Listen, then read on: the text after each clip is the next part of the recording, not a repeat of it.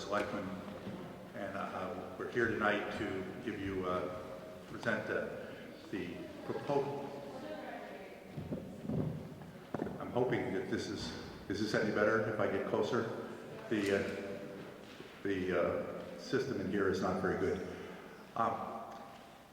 Again, my name is Jim Whitehead. I'm the chairman of the Board of Selectmen. We're here tonight to hear from Mill Creek Development relating to their project at 40B, at Holton Street. Their project at Holton Street is a 40B development. You've been given a handout, or you're in the process of receiving a handout that describes the 40B process and some of the aspects of 40B, which, because the town has less than 10% affordable housing. In fact, right now, if we count the Cambridge Street project, which is currently in the courts, we are just barely over 3% affordable housing.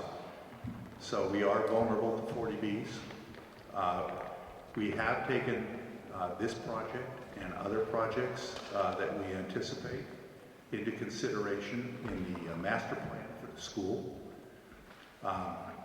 And the school committee is finalizing that plan, but it does include, and it has forced the school committee to recognize and apply for money from Mass School Building Authority to support expansion or rebuild of the Lynch and Morocco schools, as well as expansion of the McCall High School, Archie Middle School.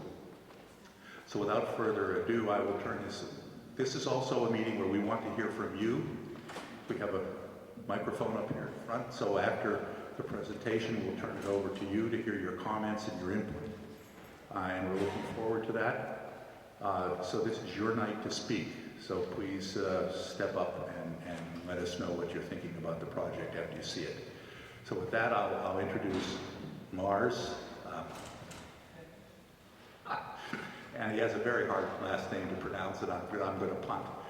Let him tell you his last name from Mill Creek, who will explain the project.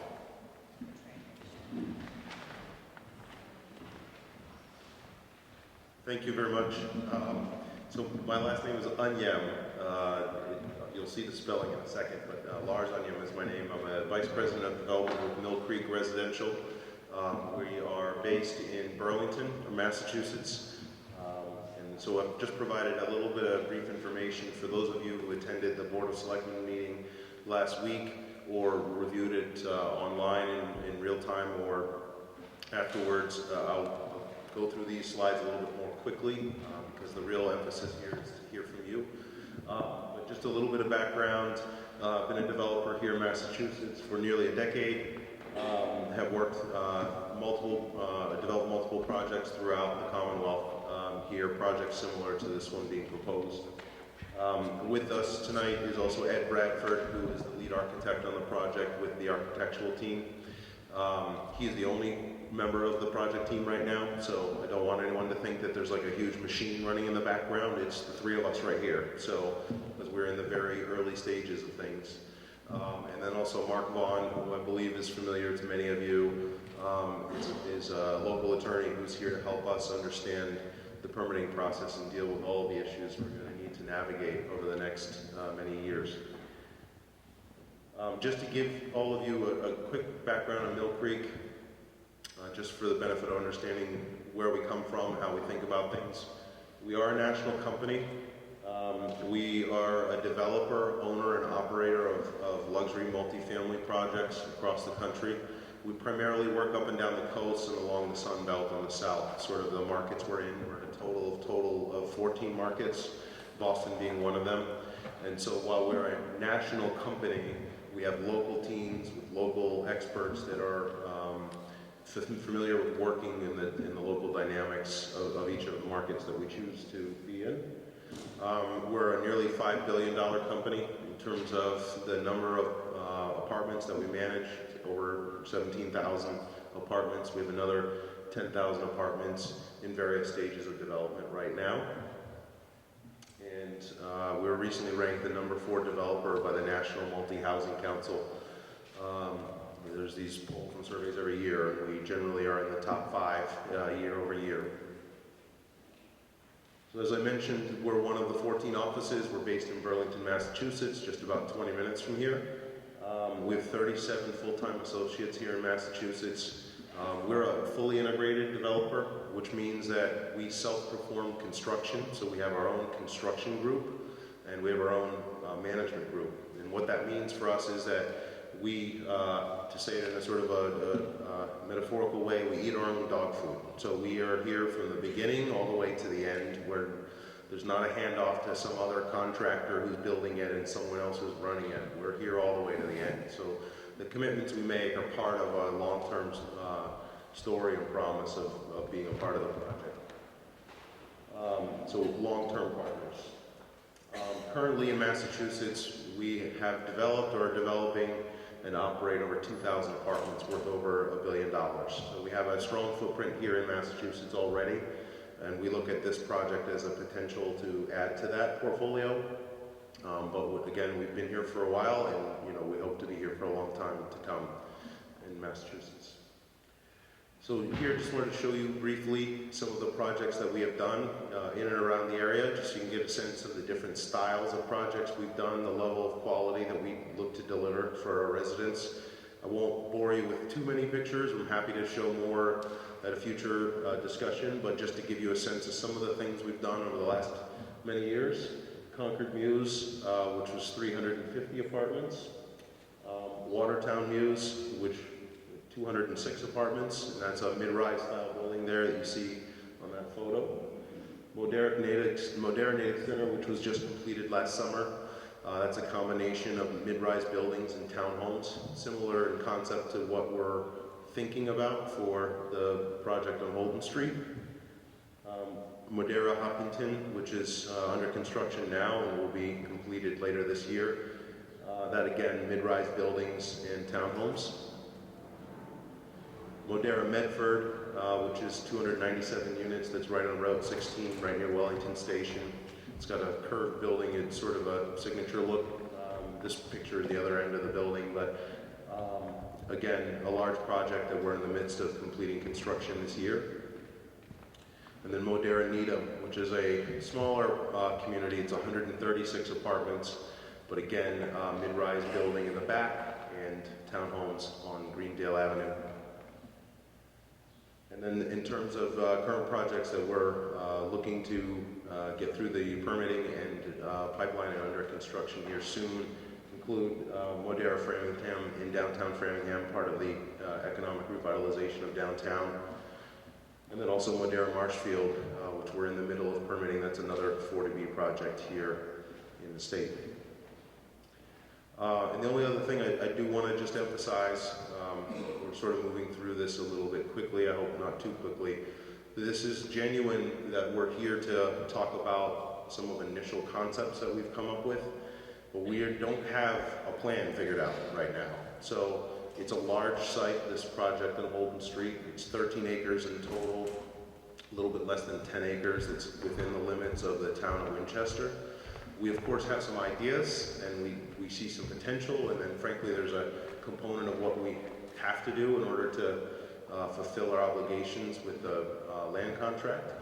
But we are genuinely here to have a dialogue and have feedback, and we hope this is the first of multiple opportunities to have a discussion, whether in a forum like this or if someone wants to call me and grab coffee. Like, I'm open for feedback any way we can get it, to try and get this project to a place where it's not an offensive thing, but can be a real addition to the community. So I guess we need to switch the slides.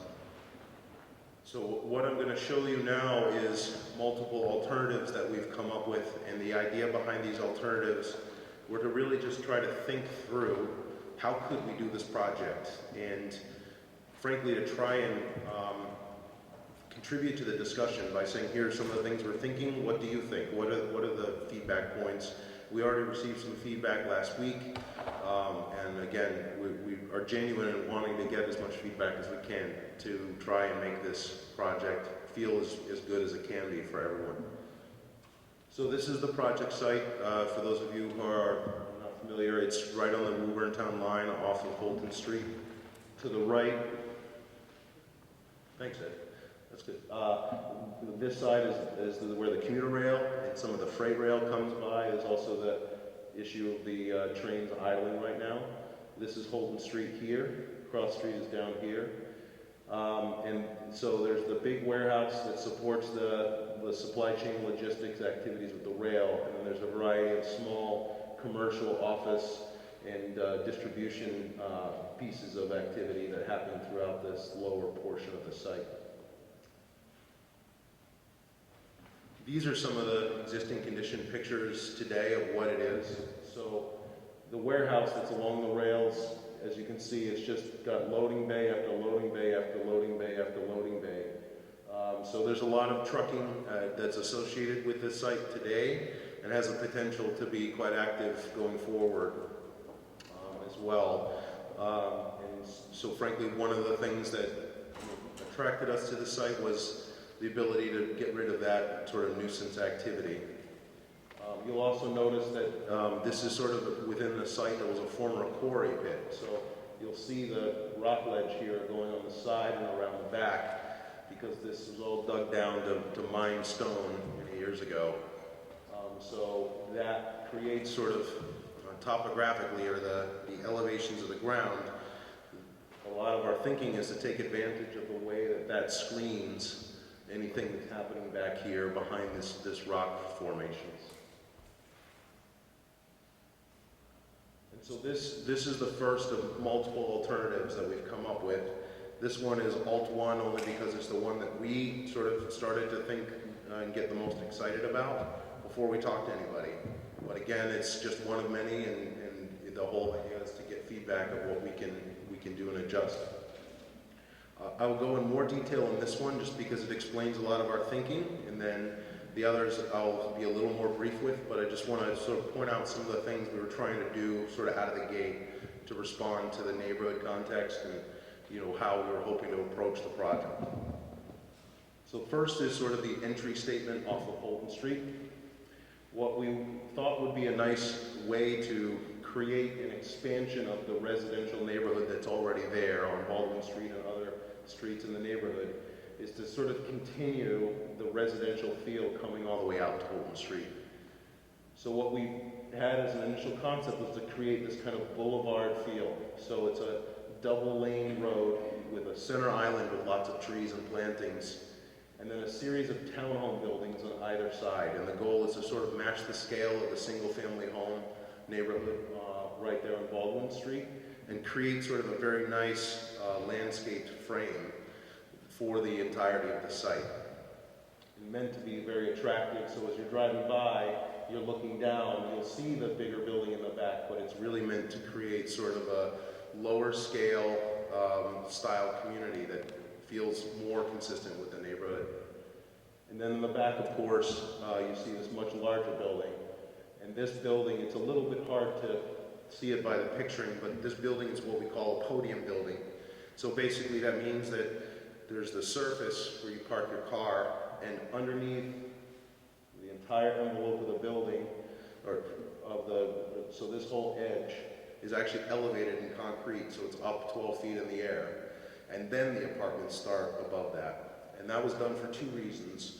One is that we find a lot of times in desirable communities such as Winchester, we generally attract a lot of folks who are empty nesters who are looking to downsize and simplify their life. They like to have covered parking, frankly, so they can just walk through an elevator and pop upstairs and not need to shovel their cars. In this case also, we view that as a potential way to help deal with some of the noise from the trains. So I know that the train activity is a concern for many people, especially those who live in Baldwin Street in the area. Frankly, it's a concern for us as well. We're not interested in investing the kind of money involved in doing a project like this and having trains sitting out idling all night long either.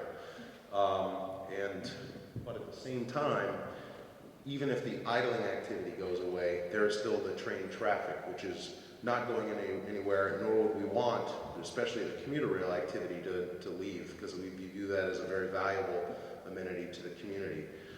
So by being elevated, it gets the apartments above the train activity, which is not to say it solves the noise problem, but it reduces it. It's different if you're looking looking out the window at a train going by as opposed to being up a little bit.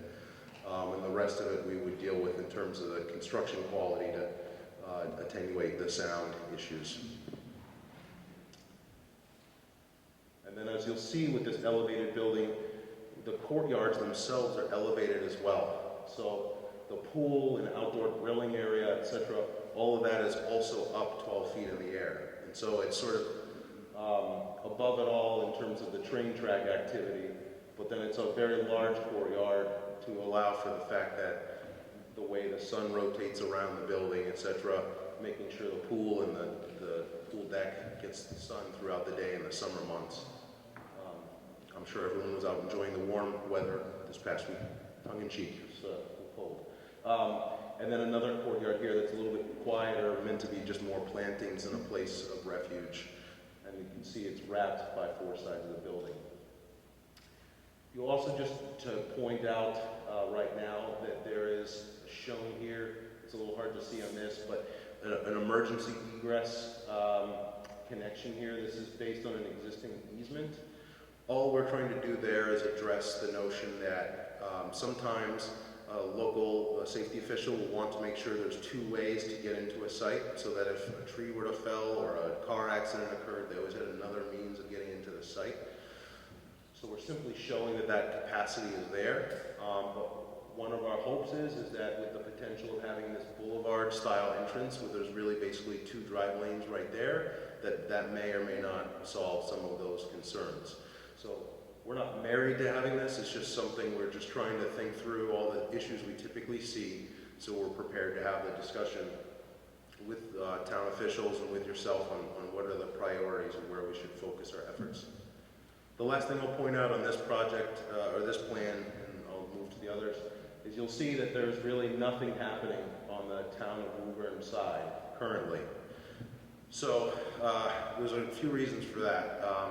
First is that, as I mentioned before, the majority of the land is in the town of Winchester. And in order to also do something on the town of Woburn side, especially under 40B, we would have to, in essence, do a separate 40B permitting process simultaneously with the town of Woburn.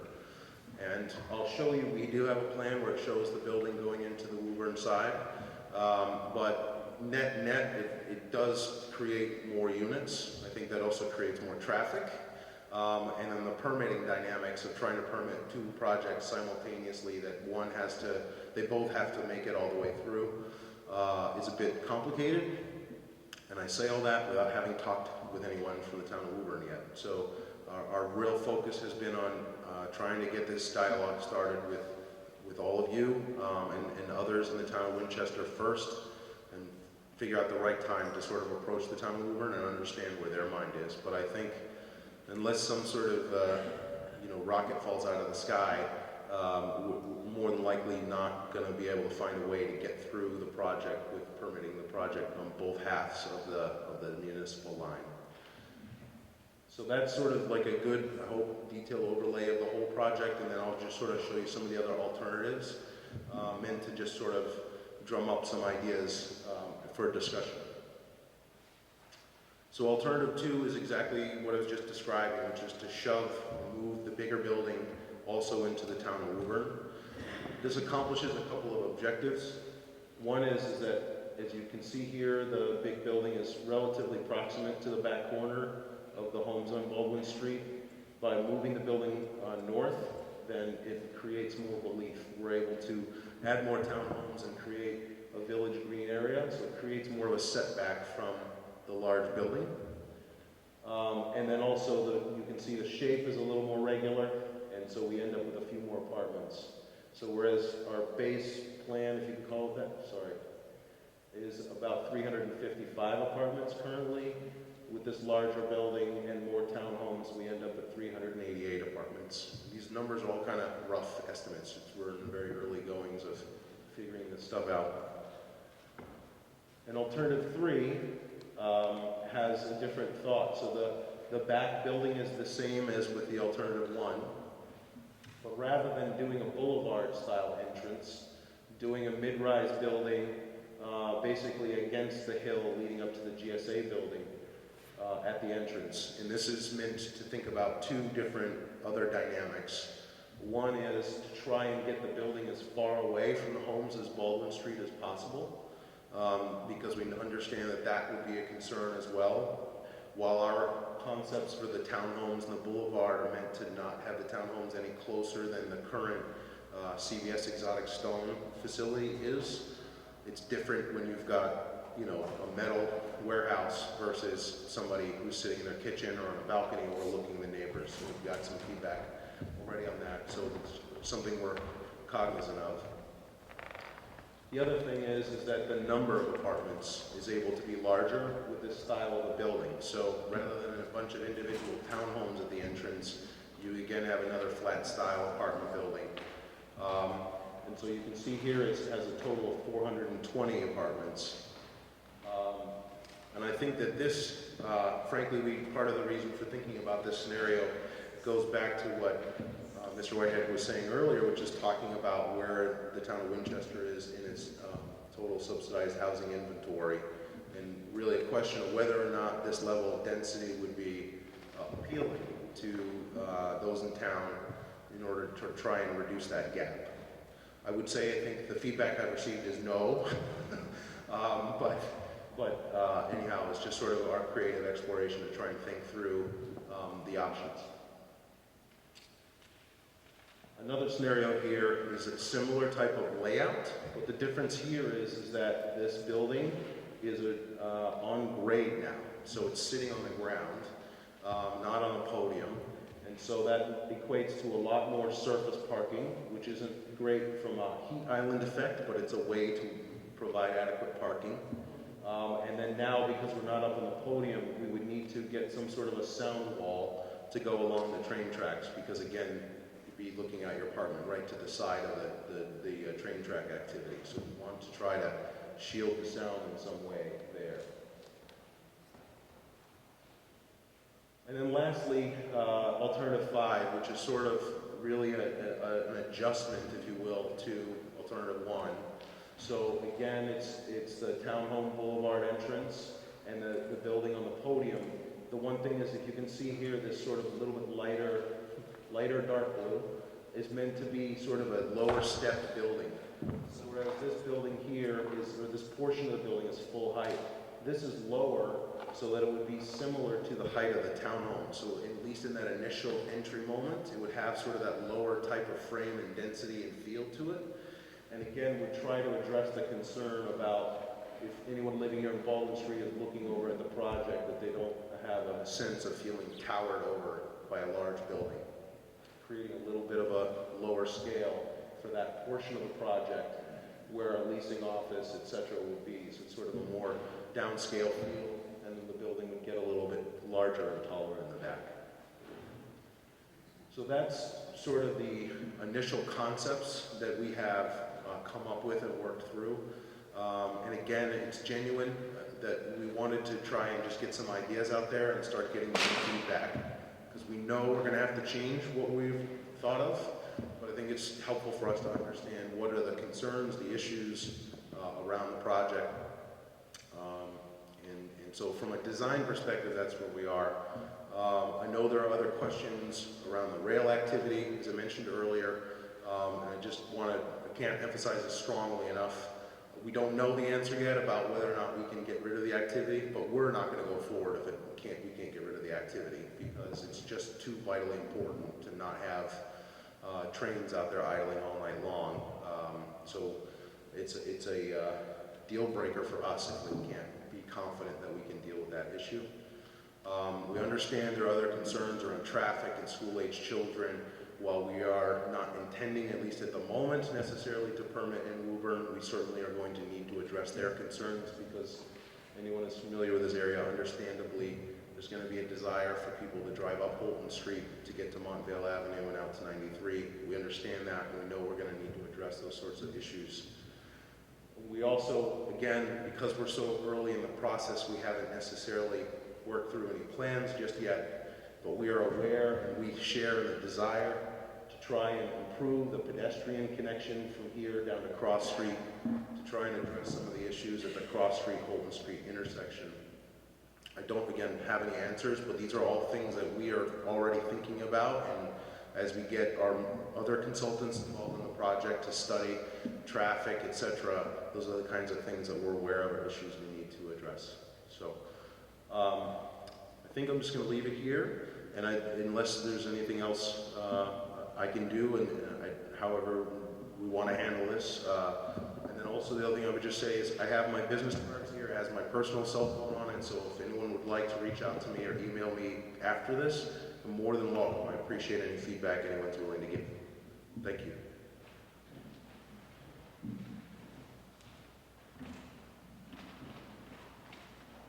Thank you, Ars. Now we'll open the floor for comments. So if you'd like to make a comment, please step up. Why don't you come up to the microphone and let us have your comments. And if you did not get one of the 40B handouts, Town Manager Howard has them available to have for you. Go ahead. First, I want to thank the Board of Selectmen and town staff for holding this information hearing. I know it's early in the process, but I do want to address some issues. I have some questions. They're going to be a bit premature, but I want to put them on the table, and as we go through the process through the Zoning Board of Appeals, the Planning Board, and Town Meeting, it is my expectations that the questions I ask tonight will be answered. My name is Chuck Nuremberger. I'm a lifelong resident of 200 Cross Street.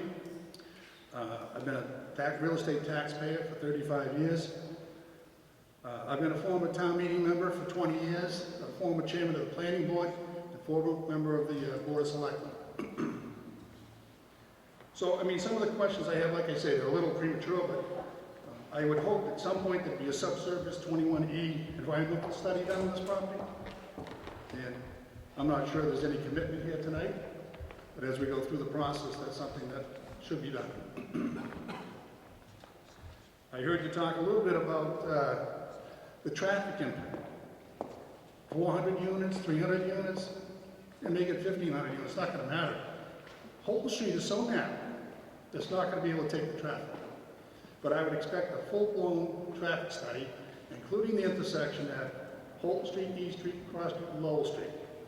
20 years ago, we had the Mass Department of Transportation, and that intersection was, I think, level service E, the worst it can get, and that was 20 years ago. In fact, I had trouble getting out of my driveway on Cross Street coming down here tonight. At 8 o'clock in the morning on Cross Street, forget it. It's incredible.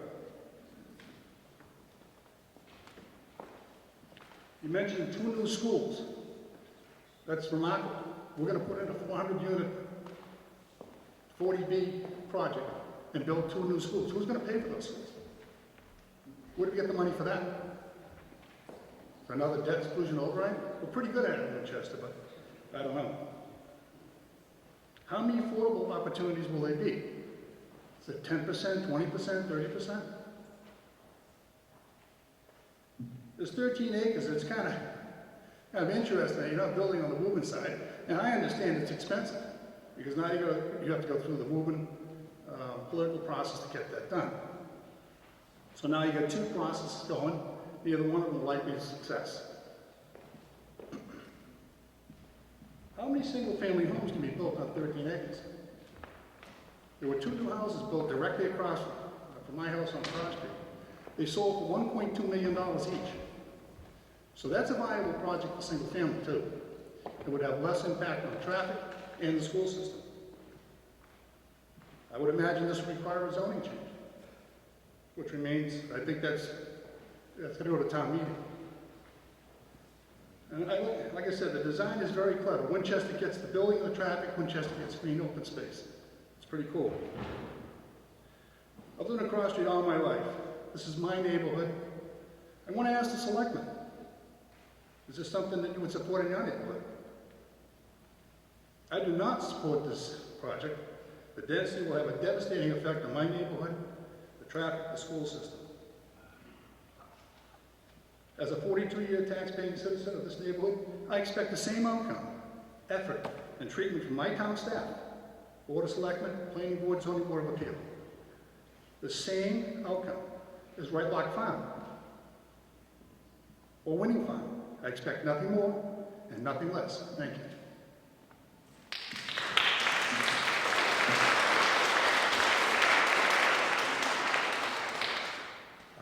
would just clarify that the school department study would show that we would need to rebuild Lynch and Morocco School without this project. It just is a different design, slightly larger school. Yes, Claire?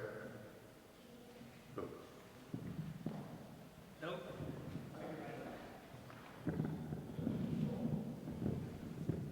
Thank you. I'm Arnold Klickstein of 32 Pickering Street. I've lived in this town 30 years. I have some concerns. My concerns are just a number of them. I am in favor of construction of homes for people who can afford to live in this town, and we ought to make that opportunity available. However, I really believe that it ought to be done in the fashion of mixed use. So we have families who only have an income of $75,000 or so a household. But we also have families who are earning $150,000. So there is mixed economic development in a region. And I can understand why we're picking this region. However, the density of this thing is going to impact our community in a number of different ways. The school department, the building of water and sewer. I'm also concerned about the kind of architecture that's going to go here. God knows we have enough plastic siding housing going up in this community, including houses that are going for $1 million. I am concerned about the impact of, and I go up this way all the time to go to the gym. And the metal buildings, if you get rid of all that stuff, then it has potential for further development of that community. But I can tell you that come 5 o'clock, that development's not going to stop the trucks that come down that road that goes over to Woburn, or the traffic that builds up trying to get in or out onto Cross Street. So there are a number of really crucial issues. And then finally, a comment about the map. I looked at that map online, and I took a magnifying glass so I could identify the spots, and I gave up. So I think that these people who are proposing this project owe the community really detailed map, better than what they're showing us here. Thank you. Thank you, Claire.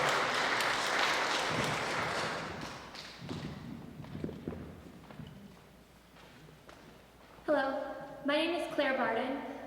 Thank you to the Board of Selectmen and to Mill Creek for preparing this tonight. My comments are really more directed to the Board of Selectmen. I, like the former two commenters, am gravely concerned about this project. I hear a lot of discussion about the benefits of the project, the two largest benefits being immunity from 40B. Of course, Winchester is incredibly vulnerable at this point in time because our affordable housing stock is well below the state mandate. Other benefits include reduction or elimination of freight, noise, odors, and whatnot. To both of those benefits, you could achieve those benefits with a much smaller project. If you grow affordable housing stock in this town by 1% in the year, you achieve a stay where you can then, the Board of Selectmen could then dictate who comes in, what they build, where they build it. I know a housing production plan would allow Winchester to thoughtfully, to cognizantly plan for affordable housing, to increase our affordable housing stock, which we need to do. I don't believe that trying to jump from 3% to 10% affordable housing stock in a single plan, in a single year, in a single project is prudent or responsible. The impacts will hit the town immediately, all in one fell swoop, which gives the town no time to plan for it or to adjust for it or to grow for it. Secondly, I think rental units are an enormous mistake. I think that we need a project to be either condos or single-family homes. Rentals attract more transient populations. Condominiums attract people who want to invest in their property and therefore are more likely to invest in the community, in the neighborhood, in the schools. I also have many concerns around public safety. These plans, and I've heard no one address access to the buildings for emergency vehicles, fire, police, ambulatory, maintenance. Could any of these plans allow Winchester's ladder trucks? Is there a turning radius that allows the ladder truck to access all 4 sides of the building? Does the traffic allow that ladder truck could access the building at any time of day or night? Let's talk about snow removal. That parking lot is going to need to be plowed in the wintertime. Where does the snow farm go? Where do the cars go when you're plowing the lot? You can't line 600 cars up and down Holton Street. Our plans have 1.6 to 1.9 parking spaces. That's the range per unit. I believe you need a minimum, at least 2 parking spaces per unit. It's a fact of modern society that most households have 2 working adults in the home, and therefore have 2 cars. And also swing space for those parking, for each unit to allow for visitors. Are these people never going to have anyone visit them at their home? Or to allow for those cars to go somewhere when you're plowing. I would like to know the current drainage capacity, the water capacity, the electric capacity, the sewage capacity for the site as it's currently described. I imagine that it isn't currently capable of accommodating 400-ish new units. Who would pay for those betterments to those systems? And lastly, I want to make one note about the schools, the impact costs on the schools. As you've noted, Mr. Whitehead, we have 2 schools where this development is right in the middle of, in desperate need of renovation, irrespective of this development. I estimate that this development would add about 300 students to the schools. I figure I assume every 2-bedroom comes with 1 child, every 3-bedroom comes with 1 to 2 children, and these plans have 84 to 87% 2 to 3-bedroom units. We have no place to put or educate those 300 children. Moreover, I've heard it said that the increased tax revenue from these units would offset the impact costs to the schools.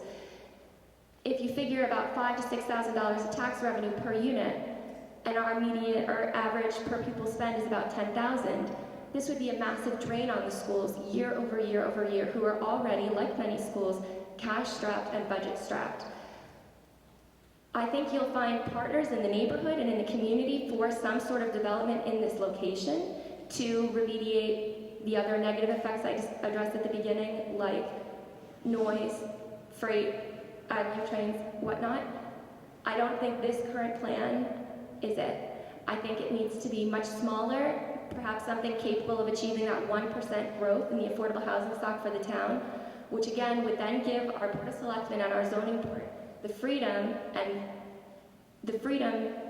to work on that housing production plan and pick and choose developments to place them in places that make sense for the entire town. Thank you.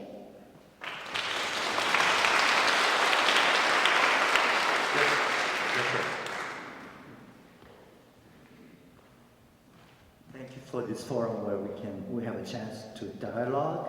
My name is Andy Chang and I live on East Street.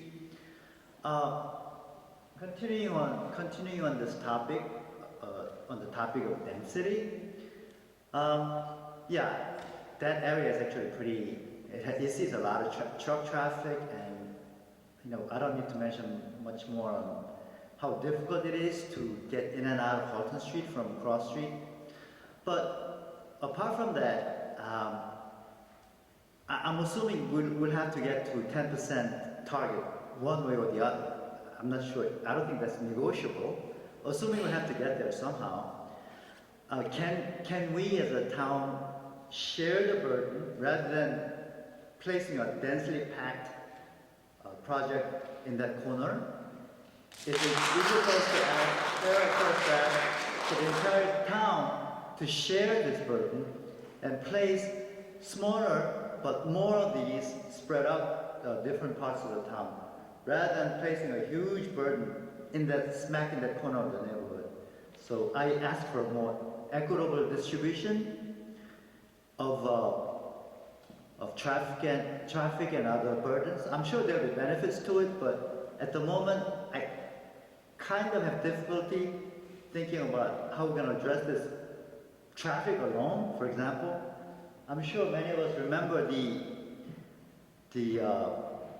struggle we had with squashing the effort to build expansion of the parking lot by Winchester Hospital just up the road. And one of the major concerns was increased traffic. And of 300-400 unit housing is going to outdo the projected traffic we had way back then. So I think this is a bigger concern among others, traffic and, thank you.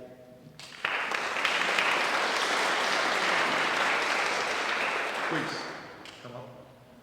Just to comment on just so everybody understands that this development, if it proceeds, would not get us to 10%. It would get us to about 7%. And in fact, to mention to Claire's point of a housing production plan, on our agenda for next Monday's meeting at the Board of Selectmen is in fact the housing production plan and getting organized to begin implementing and developing that plan.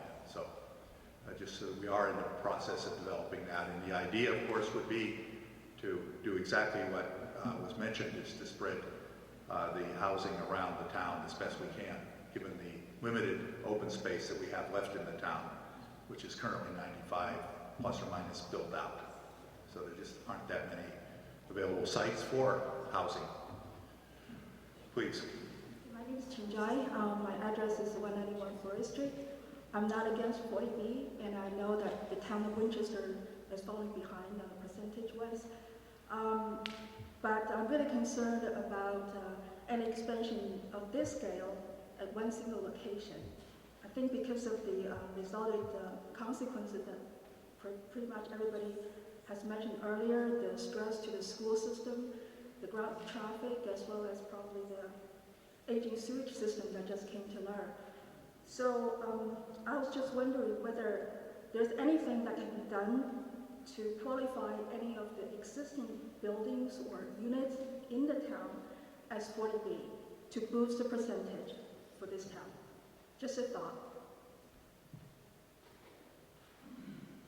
Well, I would comment to that the Board of Selectmen is in the process of developing an RFP for the sale of the property, which is what is known as the Waterfield lot next to the train station by the Agostinos.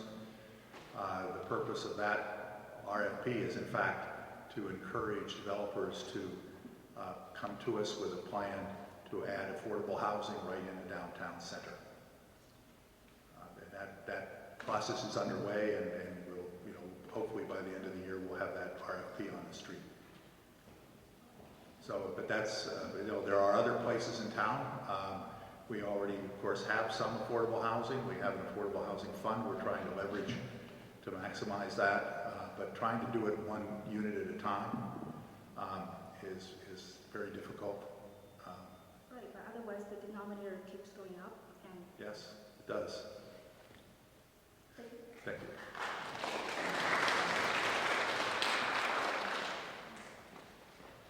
Anyone else? Yep. Peggy?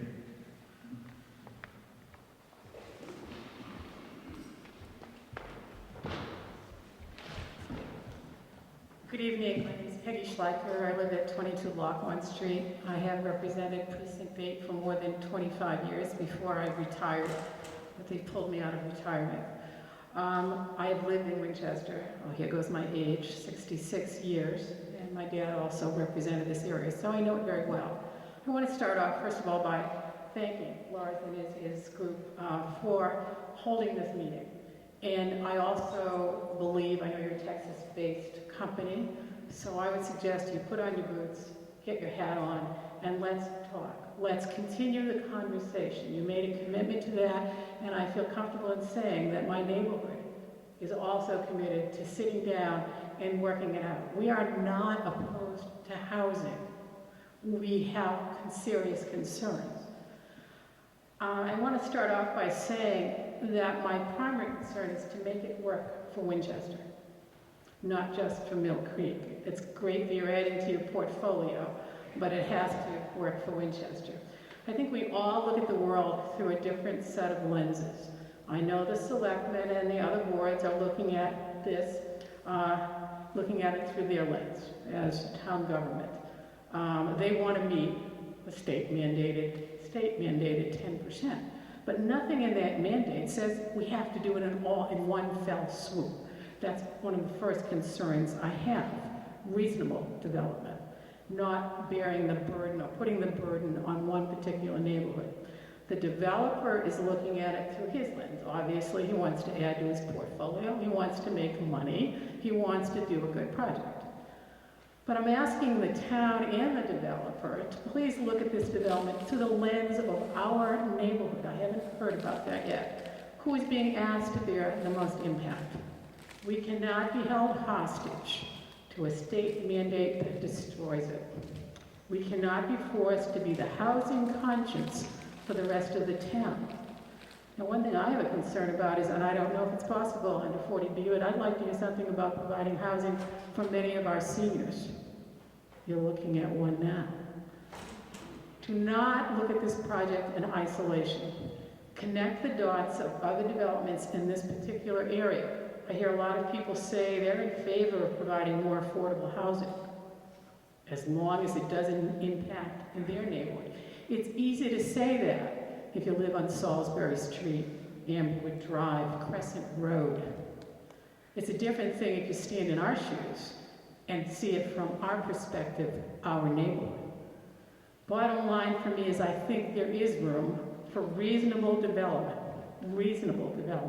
but it must be development that first and foremost does not harm and destroy a neighborhood like ours. That's why I'm asking the developer tonight to commit to working with our neighborhood and working together to create a housing development, not a housing project, that is more positive for all concerned. I have great concerns, and the elephant in the room that no one seems to want to touch, I know it's early in the process, but it's transportation.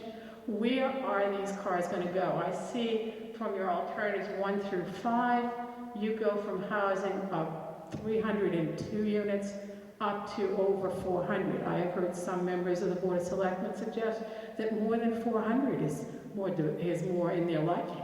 Well, that's easy to say, unless you live in that neighborhood. We impact the entire town by our transportation routes. I'd like to put this to our state officials. It's easy to mandate housing, but who's looking at the other issue of transportation? This is all going to dump onto 93 and the 128 intersection, which you know is one of the worst in the state. Who's looking at that issue? That's, I think, a big issue that needs to be looked at. Parking, you're looking at parking that ranges from 484, parking 484 cars up to over 700. That's a significant impact, not only on our neighborhood, which absolutely paralyzes us, but for the commerce of the rest of the town. So again, I'd like to hear from the developer tonight that he is willing to work with us. He makes a commitment to work with our neighborhood.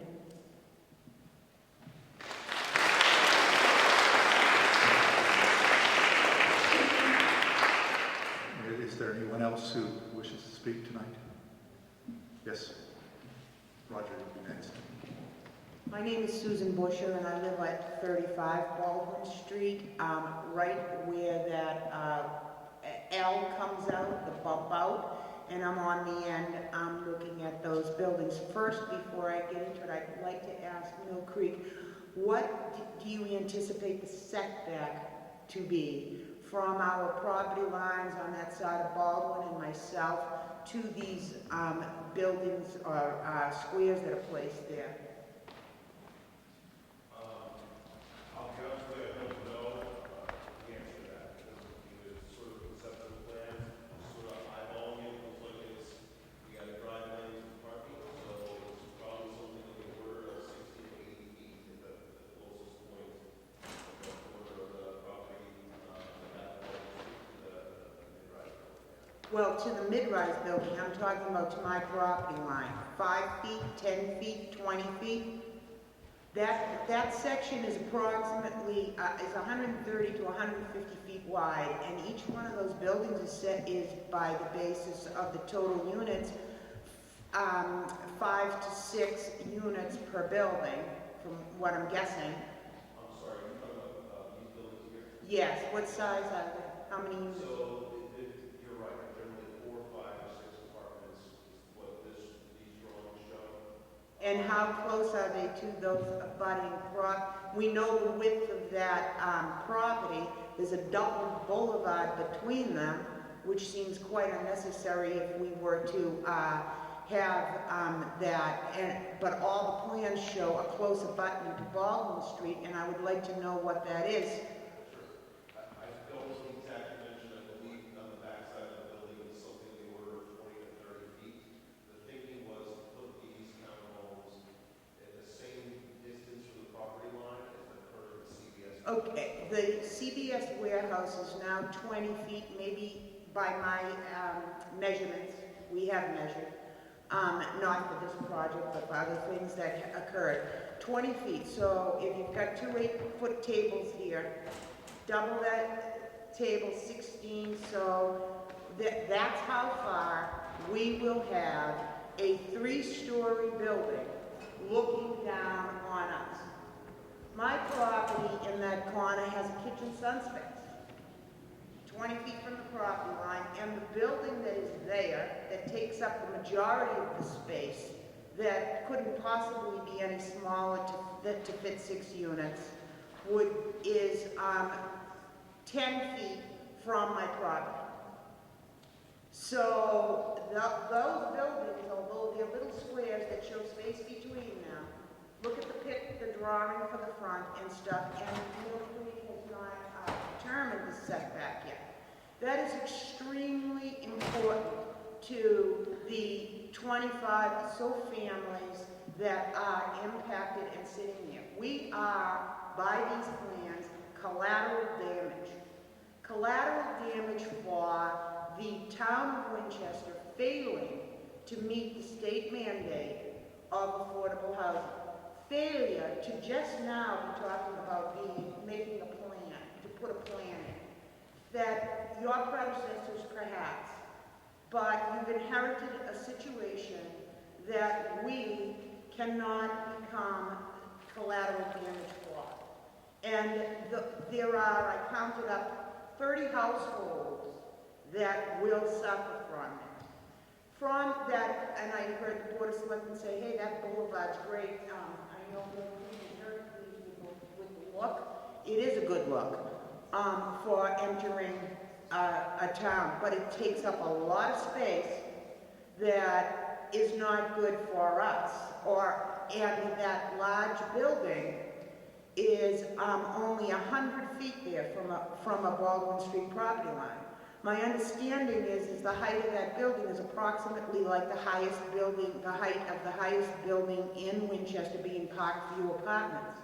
So if you can imagine, the audience imagining that apartment being not even the width of your property, but perhaps you have a frontage on your property of 100 feet, maybe in a densely populated neighborhood, and that 6-story building is going to be there, outside, that far away from you. I'm asking the Board of Selectmen and Mill Creek, because I thank you for having this. I'm thanking you for listening to us, to being part of this. I'm asking you, as Peggy did, that you be part of the process, that you that make a commitment to discuss these issues, to go back to the planning table and recognize that we are human, we are people, we need to live there. We need to, for the greater people here, be able to drive down Holden Street to get our kids to school on time. And we need the Board of Selectmen and the other boards within this town that are planning this, that have been discussing this for many months. And the Winchester Housing Board that people sit on, the town planner and others, recognize that we are the families. If you put 40 of us down, our properties, our homes, our ability to live there, and in order to add 40 more affordable housing units, what are you doing? You're just exchanging a problem. I've been a taxpayer here for 37 years. When I moved in here, I didn't buy into the situation right now. I didn't buy into any of the situation. I was surrounded by fields. And the town let that industrial property go on unleashed. Solberg was a field behind me. They're not a problem, really. But that Witten and Tye property just took on new tenants, and the town repeatedly said it was grandfathered and grandfathered. They took no responsibility to that. And I'm asking you to take responsibility for us as a neighborhood now, today. You are here to do that for us, for the town, not for a government purpose that can be expanded over a longer period of time. Thank you.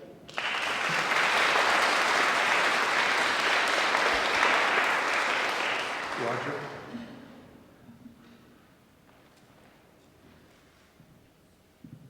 Roger Wilson from Irving Street. I want to point out, Jim, that open land is not the only place that can be developed. You rezone the density of any piece of land in Winchester, and folks like this will take care of the density issue. So we can't look at the densest neighborhoods in Winchester are probably the most, probably generate the most tax revenue per acre in town. And if we can figure out a way to get more dense development that is actually affordable, we can figure out a way to satisfy the state mandate. But I wanted to mention specifically on this development that we should be thinking not just about the car traffic problems, but the pedestrian issues as well. And if you look at the sidewalk that goes under the railroad track on Cross Street, it's very inadequate now. And, you know, talking about kids driving our kids to school, there's really no reason why kids can't walk to school from any of those neighborhoods except for the fact that it's currently dangerous and dangerous to cross street. So in addition to looking at car traffic, we need to look at pedestrian traffic and actually encourage it. Also, obviously, this doesn't have public transportation access, and you know, that's completely contrary to what we're trying to do from a planning perspective. The densest housing belongs downtown, not on the edge of town.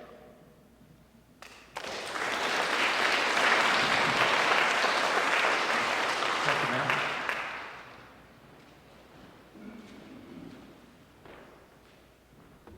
Hi, I'm Laura Remington. I live on Cross Street near Loring. Thank you to Mill Creek for coming tonight, and thank you for the selectmen for setting this up. I'm really grateful to be in a room with my neighbors, to be learning about this project and to listen to everybody's concerns, many of which I share. Given where I live, I already feel an enormous impact on the traffic on Cross Street, and those of us who live in this neighborhood know really how horrendous it could be to add even 100 cars. So I have three things on my mind. They're probably so obvious that you all have already thought of them, but in case you haven't, I'm just going to raise them. I was thinking about Mill Creek. Mill Creek obviously wants to make a profit. How big of a profit? And I hope that you all can have a really frank conversation about, you know, what is the lowest density that would allow Mill Creek to create a profit and create some 40B housing, so that it is both good for the company and better for our community. So I think all of us here are pretty clear that 600 cars, 300 units would be a really I don't want to say unbearable, a very large burden on the northern side of town. Second is just thinking about the traffic and the roads and the infrastructure. Problem areas already are that crazy intersection at Holton and Cross.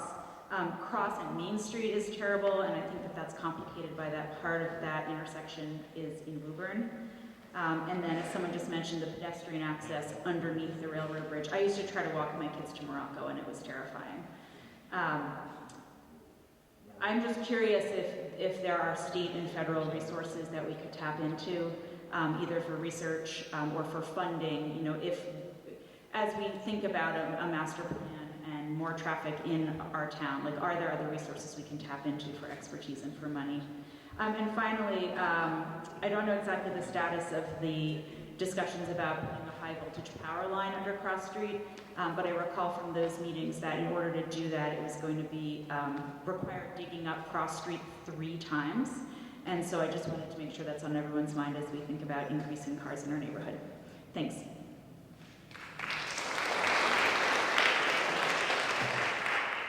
Is there anyone else who wishes to, please, young lady?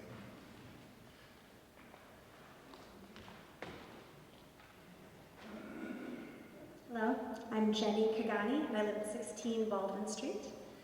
So if you can see on your picture, the bottom red edge of your border there, right below that is Baldwin. And if you can see that all the way down to the bottom where it meets to Cross Street. When you have a busload of cars coming from the Winchester Hospital parking lot, which is right on the other side of your development, we already have cars that entire distance from your red border where your development is coming all the way down to Cross Street. That many cars, 20 for sure, this is not an exaggeration, just to try to get our left turn from Malden Street or from your development down to Cross Street, 20 cars in front of you, and they're waiting to turn left. And Cross Street is already full of cars because it's rush hour traffic. It's very hard to get a left turn onto a street that busy. And it's pretty much that way in any direction, as she mentioned, getting toward Main Street or heading down toward the other end from Montville Avenue to get to Route 93. It's just crazy already. And because we had Winchester Hospital parking lot, just one busload of cars made that entire street full of cars. So that if you're trying to get to school, of course, or work, or the kids' activity, you are now waiting 10 minutes longer than you normally would have, and now you're late, you know, to whatever you're heading to, or you wouldn't have been if you had just missed that busload. But, you know, when you add in all of these, many, many apartments, they're all heading in those 2 directions down Holton. Holton is like unable to get out of your no matter what exit you're trying to leave, it'll be like a non-moving, there's just no chance to go anywhere, which would be frustrating for everyone. You know, if they want to live there and get to work, I just wanted everyone to realize who doesn't live in this area just how difficult it is at all the rush hour times.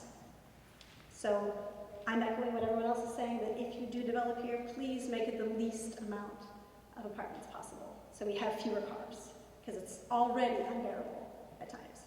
The other issue has been mentioned, the setback. Please, when you're doing your final drawings for the townhouses closest to Baldwin Street, if you could kindly make it further back than you were originally thinking. You can't put it where CBS Stone is, because it's already very close to us. Our fence is like 7 feet away from that building. The only thing that's right behind our fence is some really skinny oval bushes, and then a small enough for a mini loader, the little tiny loader to go through and scoop snow up. That's it. That's the only space between.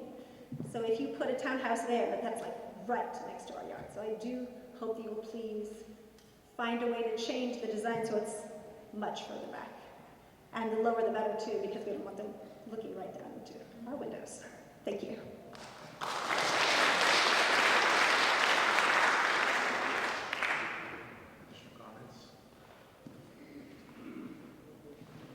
Again, I just want to thank the Board of Selectmen in Mill Creek for holding this informational hearing.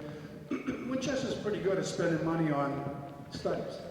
And I would encourage town staff and the Board of Selectmen to dust off the CHAS report. CHAS report's about 25 years old, and its genesis was affordable housing opportunities in Winchester. First, I want to say this neighborhood is not opposed to affordable housing. And at the time the CHAS report was developed and completed, 80% of all the opportunities, affordable housing opportunities, were in this district. So we're not opposed to affordable housing opportunities, but the genesis of that report was scattered site locations. One of the former speakers mentioned that. And that's the game, and that's where this should go. Not in one neighborhood and not this large development. Thank you.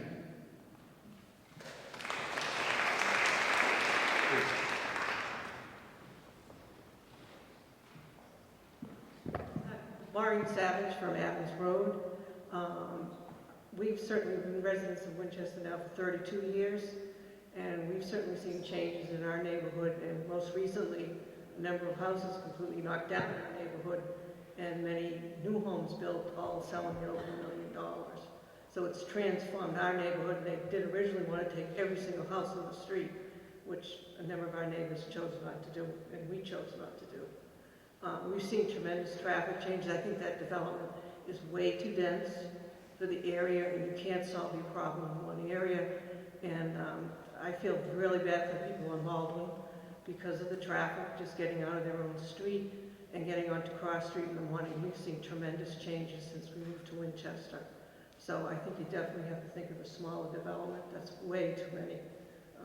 And I know you need to make a profit, but I really think there's too many townhouses at the beginning, and maybe you can just think of townhouses and move them back, and not so many right at the entrance. That's just going to create more traffic problems. Thank you.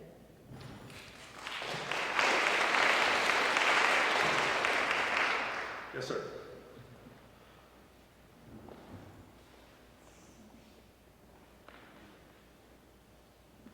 I thank you to Mill Creek and our representatives for the forum here. We've got this 40B project in front of us, and we've got to think about how to handle it.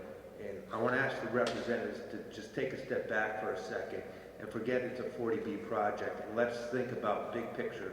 What's good for Winchester? Is it good to have a 300-400 unit development going into Winchester?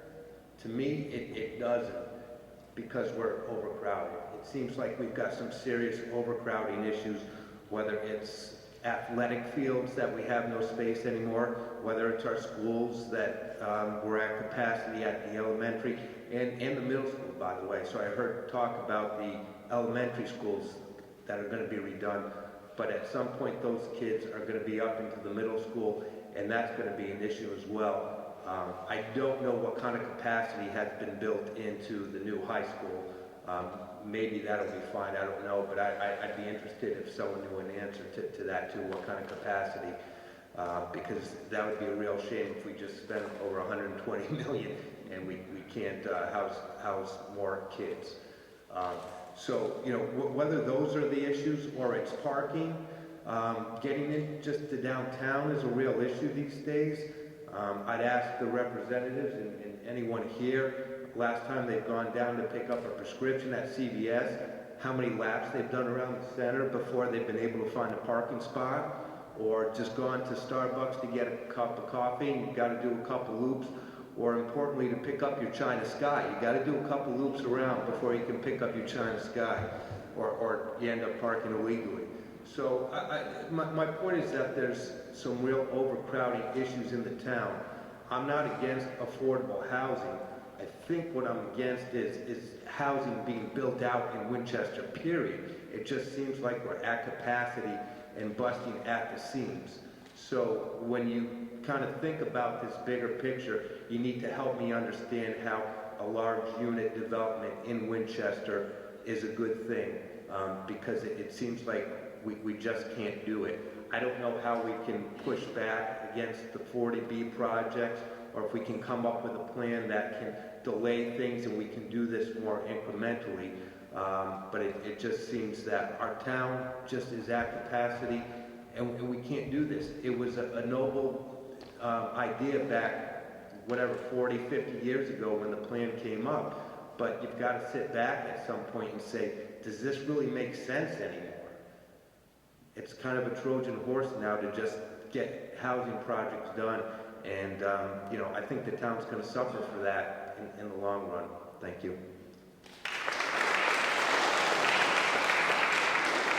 Yes, sir. Mr. Chairman, members of the board, my name is Dennis Murphy with Hill Law. I'm speaking on behalf of a number of the abutters from the adjacent neighborhood. I have 3 quick points. The first is, as you've heard tonight, there are some infrastructure assessments that really ought to happen. Traffic, sewer, water capacity, things that I would urge the town and the developer to work collaboratively on to figure out what makes sense for this site. The second point is, once you have done an assessment of the site and the infrastructure needs and deficits, a fiscal impact analysis. The last project that was permitted in this room for Cambridge Street, the very first night was devoted much to the discussion you're hearing tonight about fiscal impact analysis to remediate any deficiencies in infrastructure, and that includes everything from capital investment to I&I mitigation, to sewer, to schools and transportation, parking, etc. And my third point, and really is more in the way of a recommendation, this is a rare occasion. I do 40B pretty much all the time now, where we have a community forum like this before an application has even been filed with the state. And to me, this cries out for even more formalized collaboration. And one thing I would urge both the town and the developer to consider is doing what's called a LIP, a local initiative program.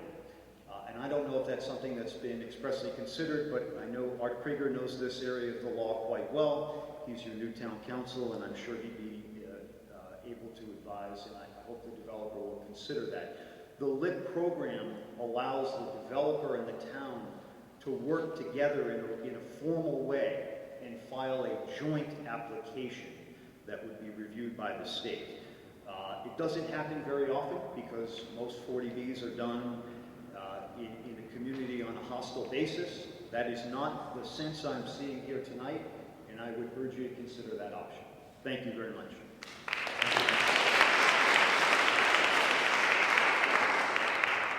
Yes. I'm thinking about the freight, and I know you said that if you weren't able to stop that, it could be a deal breaker. Don't know what you mean by stopping it, whether to cut that switch out as it was up to 2011 so that there is no siding there, or whether you mean limited use for refuge from the main track or whatever, no boxcar storage. However, I don't know what you mean, and maybe you would want to elaborate on that somehow, but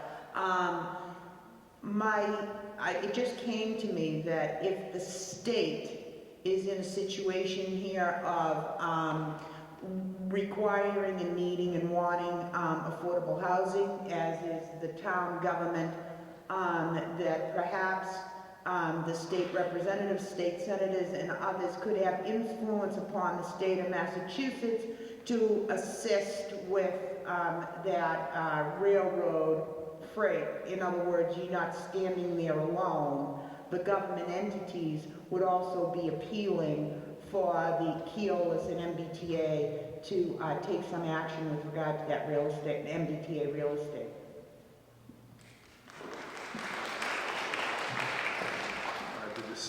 Just to clarify, the decisions on abandoning a siding are a Surface Transportation Board issue, and it's a federal issue, not a state issue.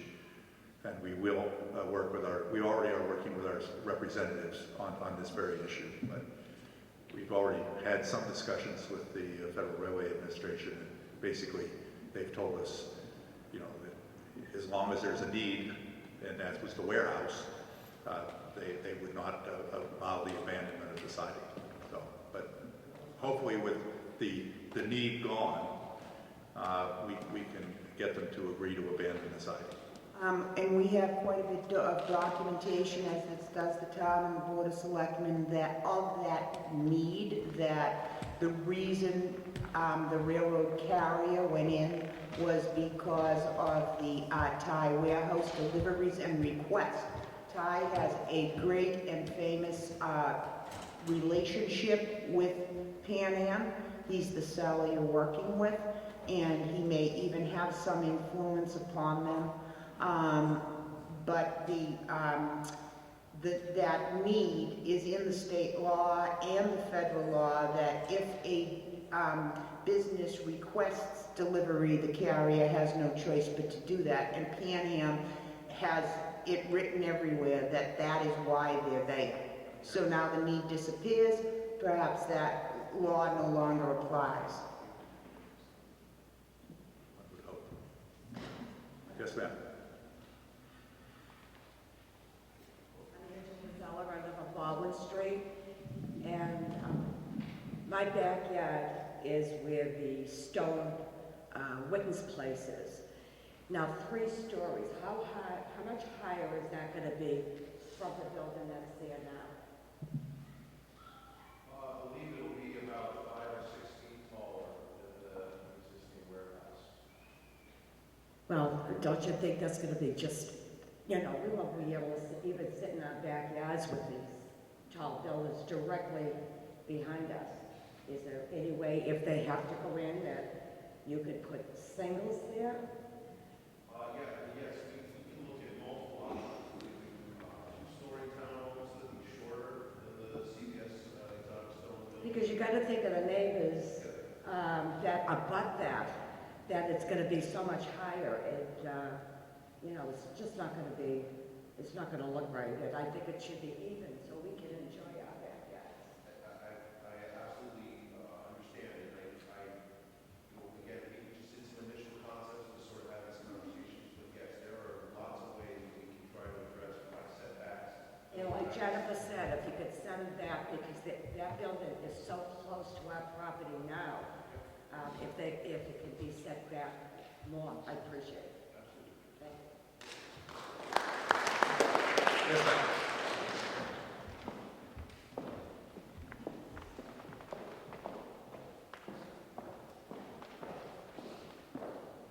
Hi, good evening. My name is Bibi Kwong. I live at 28 Baldwin Street.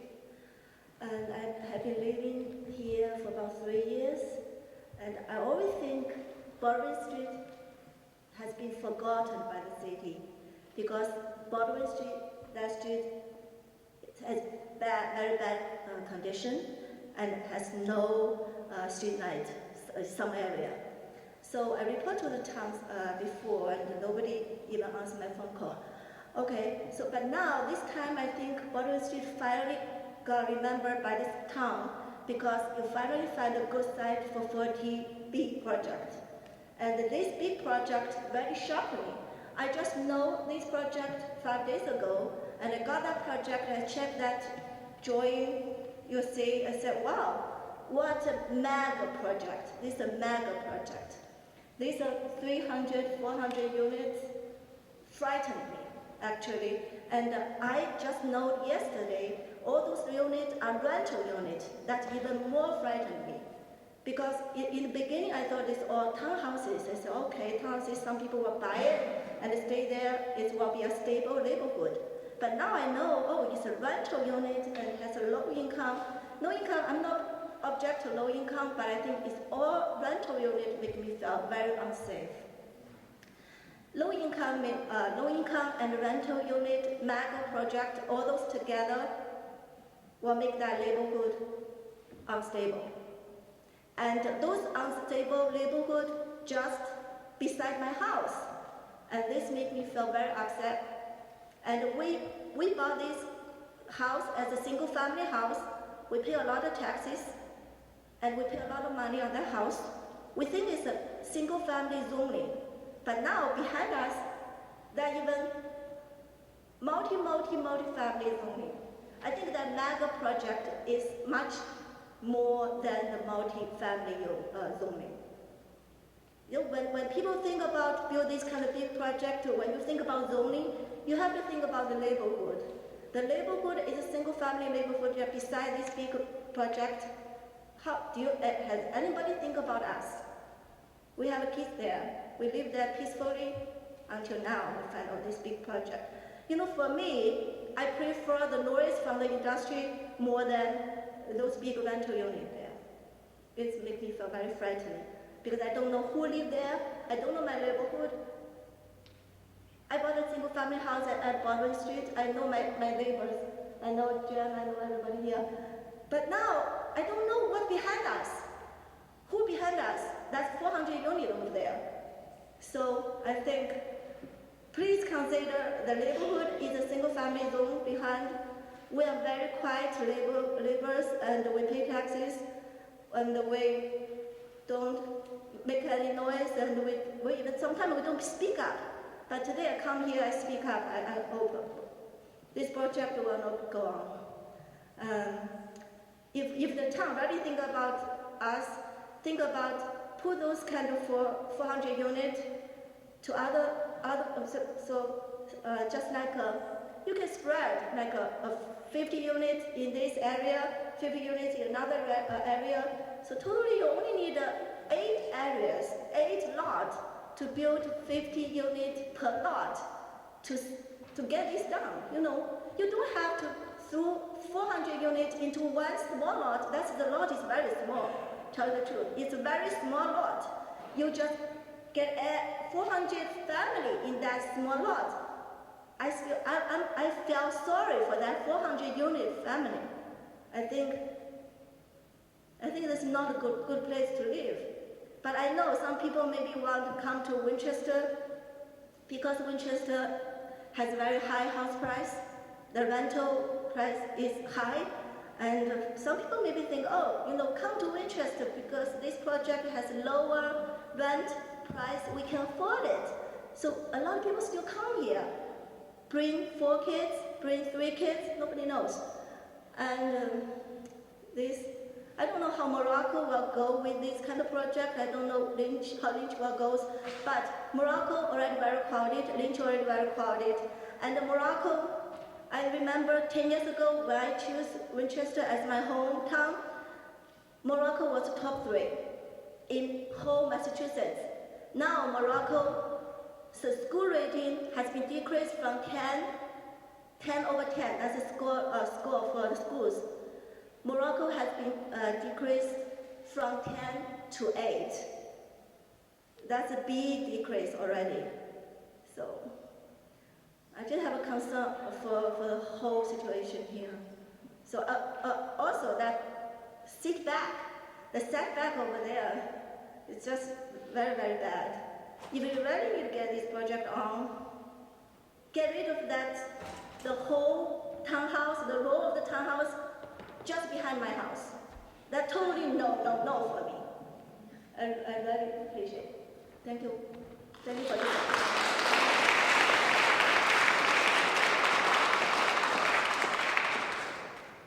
Thank you. Peggy, would you like to speak again?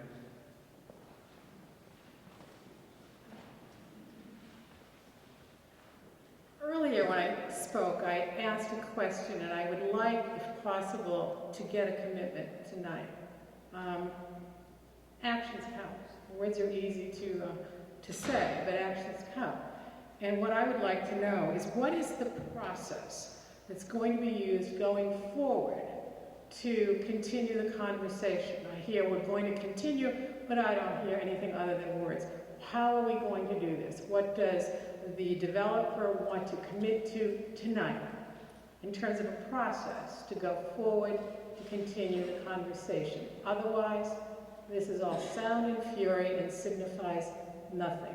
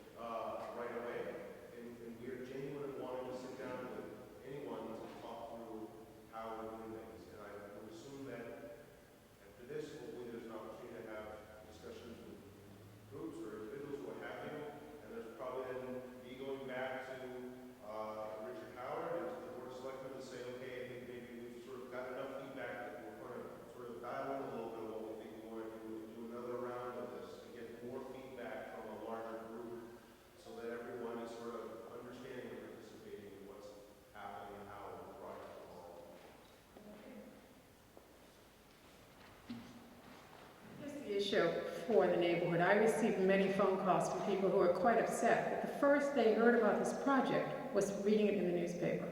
That to me is unacceptable. So maybe the question, I know ultimately the jurisdiction of this is going to be with the Zoning Board of Appeals. So the selectmen, yes, you're part of it, but you're not making the decision. So maybe the question belongs more properly with our town manager.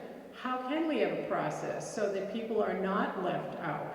So I understand and I'm sympathetic to you, but I think until we have that process, we're not going to be going forward. I don't want little conversations and meeting someone. We need to recognize that we are a cohesive neighborhood, and we need to be recognized. So, if I may, there's, for lack of a better way of saying it, there's this current process, or this attempt at trying to have a discussion before we start the official 40B process. And so, when the 40B process happens, we apply for certification that the site is eligible to be a 40B project. And that includes the town and every other stakeholder that wants to weigh in and provide opinion and commentary on the design of the project. And then that gets incorporated, and ultimately the subsidizing agency renders a decision. Then there's the process of going to the Zoning Board of Appeals, which is yet another opportunity for anyone in the town to provide feedback as the board chooses to solicit that. What we're trying to do is, again, I've done this a lot of times, and one of the worst lessons learned is to start the formal process before we've had this discussion, because it's exactly the concern you're raising, which is everyone feels like, hey, you don't care, you're just looking to make a lot of money. And yes, there's definitely a profit motive to do this, but we're also trying to create a situation where the folks that live in our community are a part of your community, and you don't look at them askance every time you meet them because they live in the awful rental development. A lot of things that have been said tonight, I understand and hear a lot. So our goal is to try and engage before we finalize a plan that even then is still preliminary, because it's just what we're taking to the state as a review process, where again, there's an opportunity for formal feedback to be incorporated, and we're given a bunch of recommendations and mandates of what we have to do. And then there's the whole zoning board process, which, again, all of the town departments, everyone weighs in on what we're proposing. So there's not, this is not meant to undermine or usurp any of the other formal processes. This is meant to sort of like do homework ahead of time. So we're starting in a direction that feels like we're responding to a lot of issues that were raised tonight, and I'm sure there are others as well. And I don't mean to characterize having one-on-one meetings as a way to sort of divide and conquer or anything like that. I'm just trying to say I'm open and inviting to whatever forums or ways are the most helpful. And that's all. I just need to be as open and receptive to people as I can. I just might add, I'll get to you next, and then Claire, that, for example, on the 40B project at Forest Ridge that was proposed up off Forest Street, we did not get any notice at all until that project was filed with the DHCD. So, then we had 30 days to respond. At least in this case, we're hearing about the project well in advance of the filing, and we have a chance to influence the design up front. That's why we're very happy to have this meeting tonight. I suspect we'll have more meetings like this as the project develops, and we get more detailed drawings so you can see exactly how far the setbacks are from Baldwin, the back of Baldwin Street properties. And those will be on topographic maps with contours and dimensions and so forth that will be going into the authority. So that'll be coming, but that's going to take some time. We're at a very preliminary stage here in this whole process, but at least, and we're very thankful to Mill Creek that they are here tonight and engaging in this dialogue, and that they've approached us and are engaging in a dialogue. Ultimately,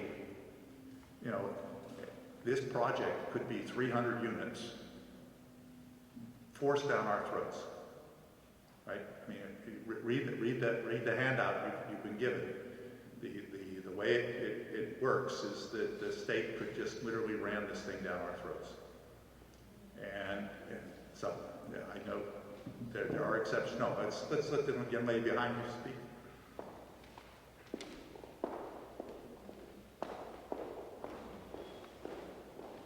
My name is Ming Q. I live in 17 Lockwood Street.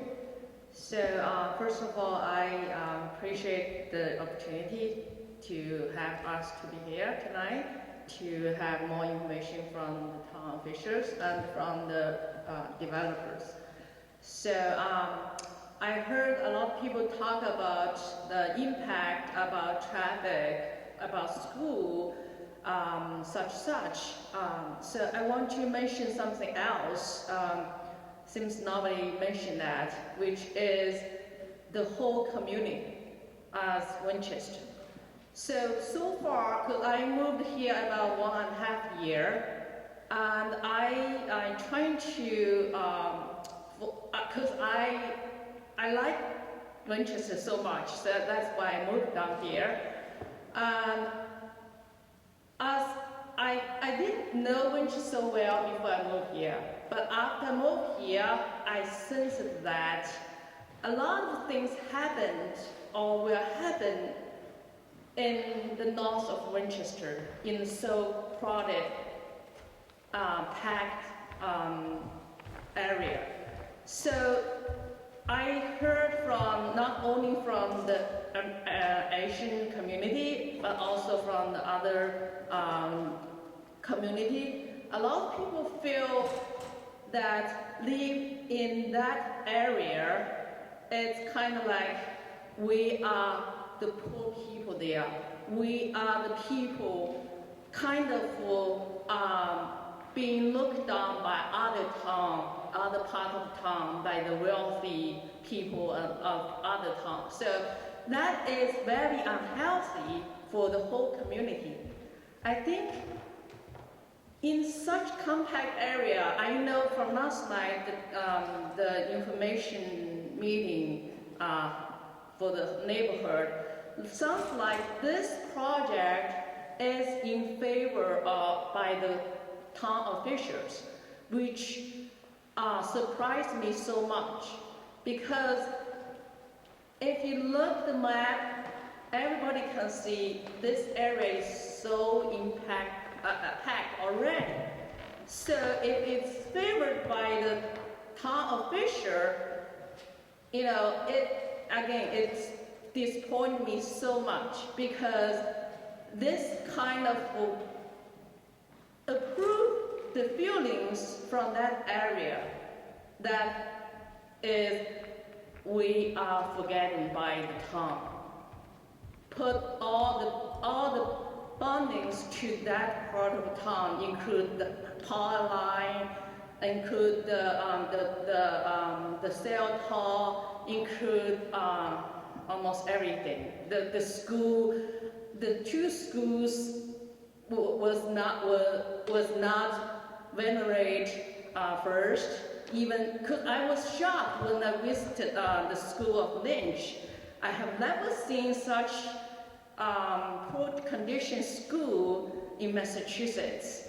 So, I mean, for me, this kind of feeling is very, very unhealthy for the whole community, for the Winchester. So I seriously request the town official to think about that, because otherwise this will be an issue for our next generation as well. Because our kids ask mom, why all the things happened in this part of the town? How could I explain to my kids, you know, if they keep asking the question? Because my kids see me attended this meeting, to fight for this, for that. They are kind of confused as well. So I think to promote a healthy community for the whole town of Winchester, I seriously ask the town officials consider this effect as well. Thank you.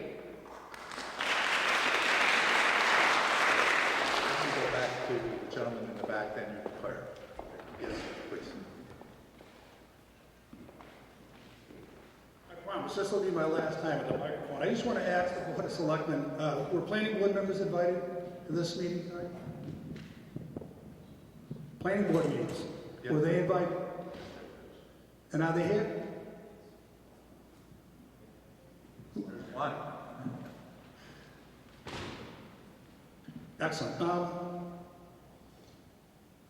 So what I want to say, you said, well, they're going to jam this down our throat. So let me ask you a question. I said they can. Well, I'm not sure if But they in will. Winchester they can. Did that happen at White Lock Farm? That was in a 40B. It was a 40B scare. We had the right to buy it. That's right. We had the right. We don't control this land. The Teague and the Witten people control this land. What I'm getting at here is that there should be alternatives to a 400-unit apartment complex. And whether we own it, whether we can make an offer to buy it, it seems to me that the Board of Selectmen are a little bit ahead of the other boards that really control the issue. When the special permit is filed, it goes to the Board of Appeals, it goes to the Planning Board. The density, the setbacks, the height of the buildings, the landscaping and lighting will all be determined at that point. I don't think the Board of Selectmen really have a role in those issues. Thank you.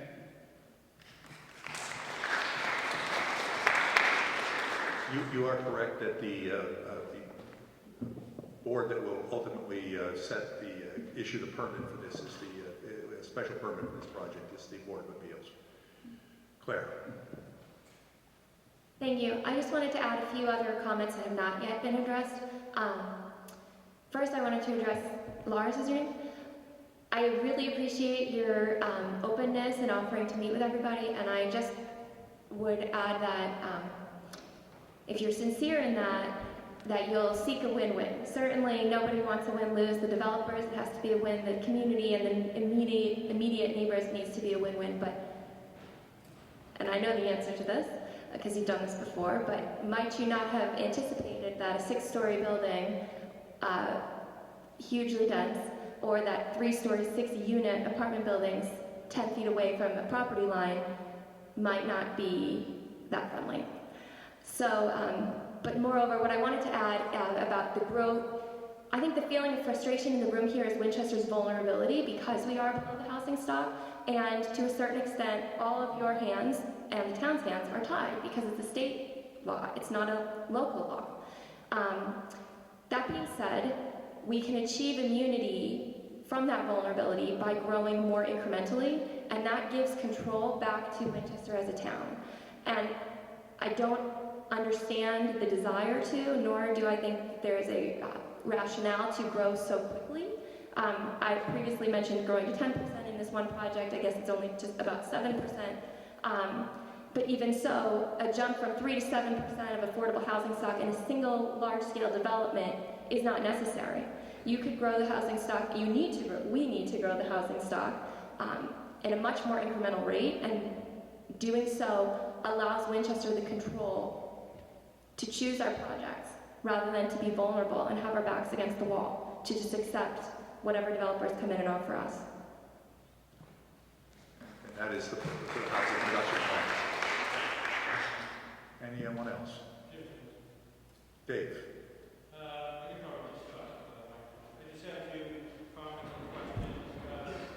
Lars, you had mentioned earlier on about the railroad spurs, and it's a deal killer that doesn't go through.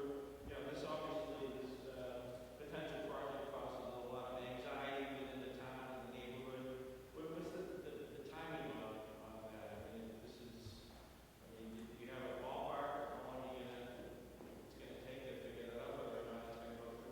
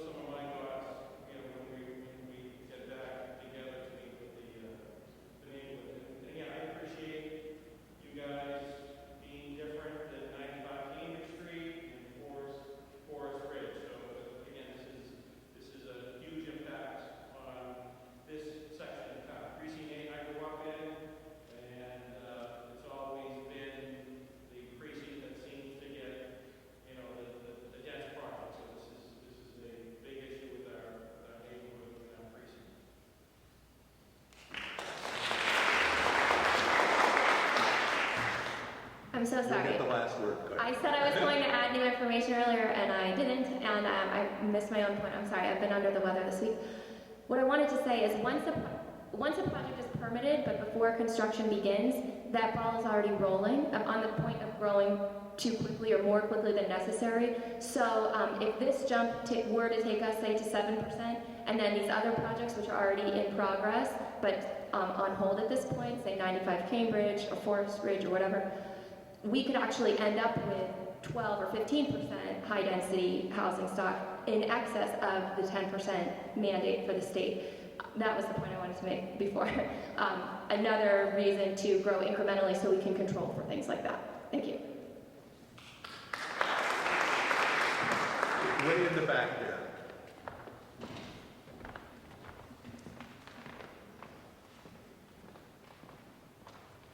And we'll take use of that. Traffic and everything else. Has there ever been any consideration of exiting through the Woburn end onto Draper Street with the construction where you have the greenway? Draper Street is probably 100 yards on the other side of that cliff. That dumps out right onto Montauk. I'm sorry, so are you saying? Correct. Correct. So that is the area where there's like a 30-foot cliff face? Correct. I know it's there, but to go around it or through it, I mean, there's been blasting here before, but Draper Street is probably 100 yards on the other side of it. Just asking, it's a thought. Okay.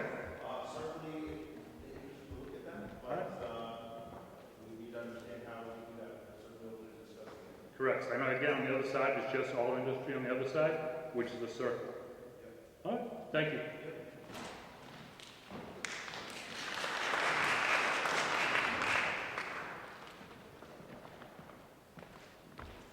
Hello, my name is Gang Wu. I live in 27 Loring Ave. I've been living in Winchester for 12 years.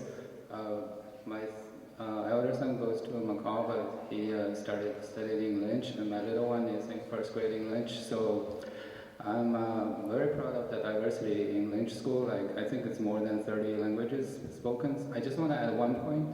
So this part of the town, we have great diversity and a lot of new immigrants.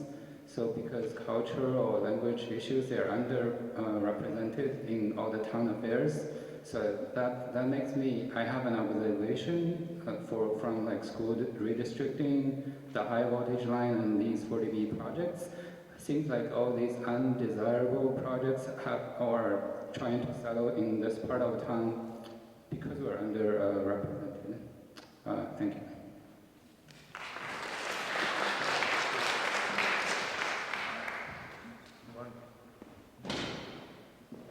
As Claire, I forgot to ask also, but one of the things that I'm concerned about is that empty land in Woburn. And from, everybody says the property's 13 acres, so I'm figuring if there's 11 in Winchester, that's a couple of acres, if not more, in Woburn. Are you amenable to having or thinking about a deed restriction that will assure that additional housing units will not be built on that property? And also, if it is industrial zoned, and we've seen worse, that something else that is not residential would go in there and pass through with a right-of-way on your boulevard. So that's one of the things that I think would be a good assurance to the town and the neighborhood that whatever number, and I'm hoping it's a very low number, is decided upon, that there's no potential for increase in that Winchester, in the Woburn property.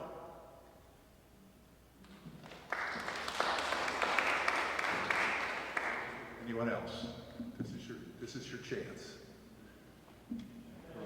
Yeah, sure. So, I just want to say, I share a lot of the concerns that everyone here. Density to me is a huge issue. The fact that it's so far away from transit, to me, this is the wrong place to put a development that is that dense. The meeting we had last week, I asked Lars if they would consider putting some sort of transportation to take people to the town center. They're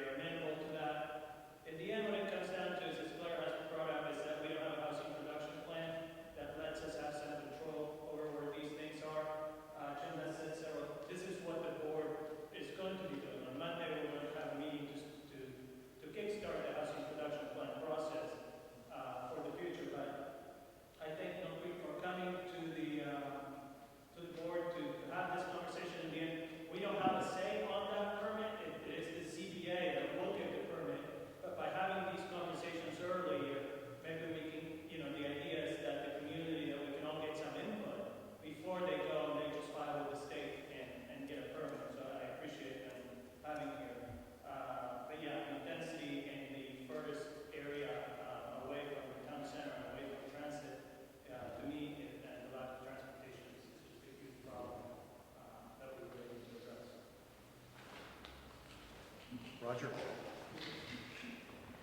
Oh, sorry, did you want to?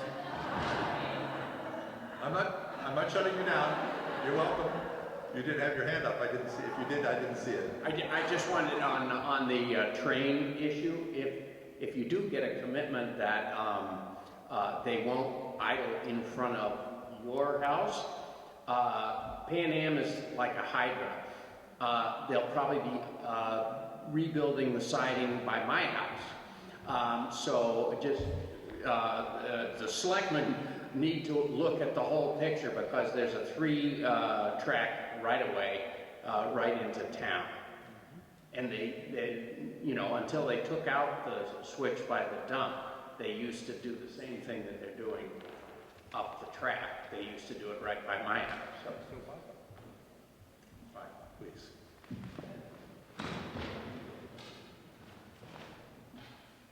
I'm Lorraine Malloy in 25 Baldwin Street, and Susan and I have been representing the neighborhood regarding the situation with railroad for a long, long time. I am a lifelong resident myself, living there all of my life. I come with history.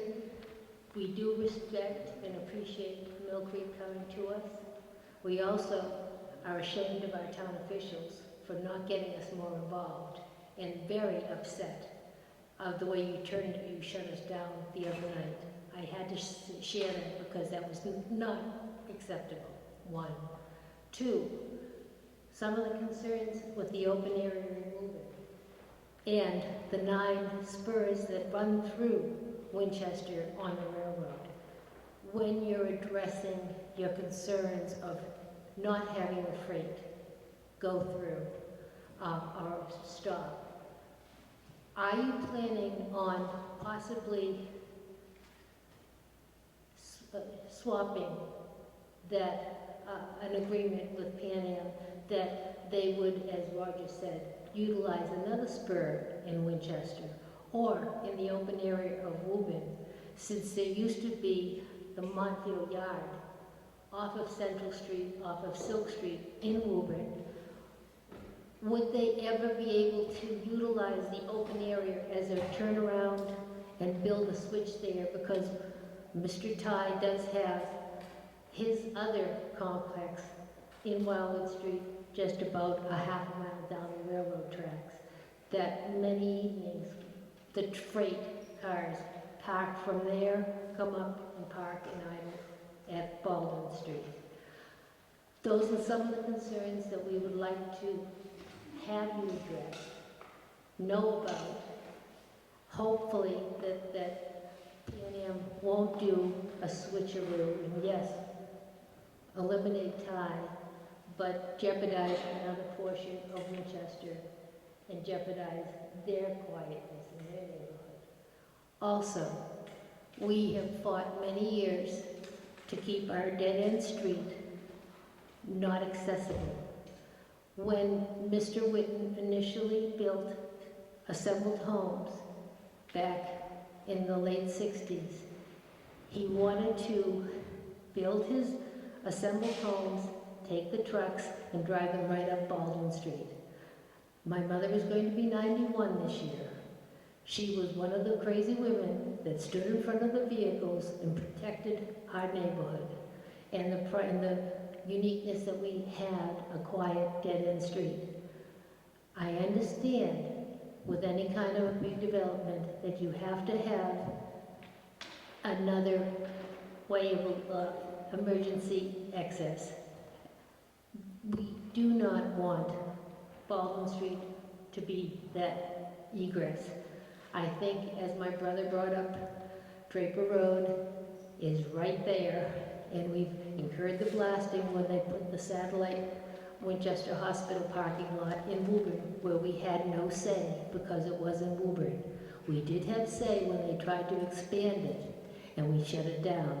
And we're not privy to not getting Woburn involved if we need to, because they have their rights too.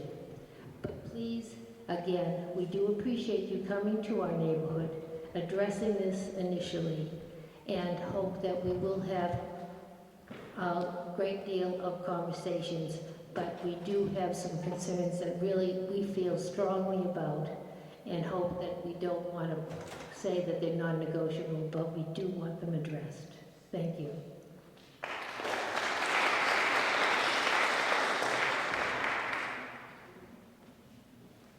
My name is Dorothy Feldman, and I am a victim of 40B.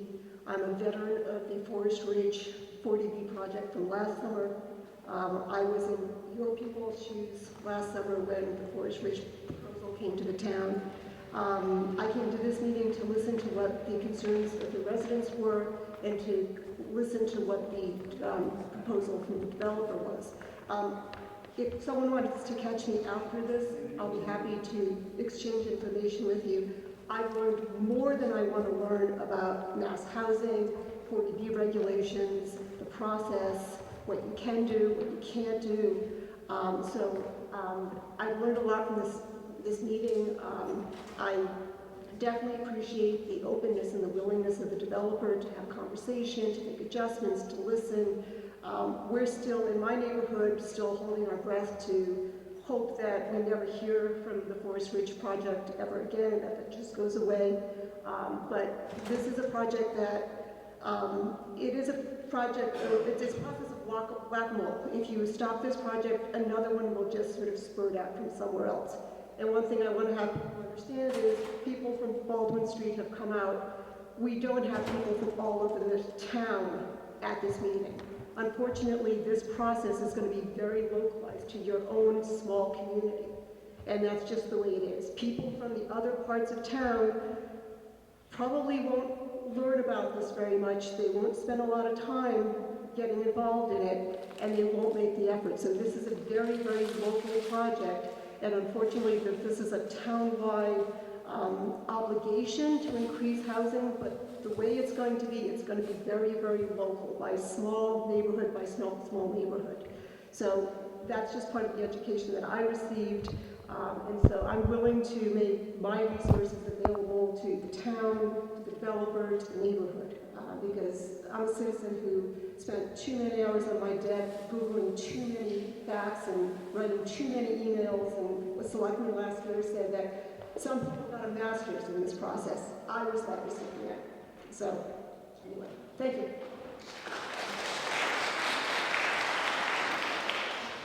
All right, it being 5 after 9 and not seeing any hands, I do see one hand.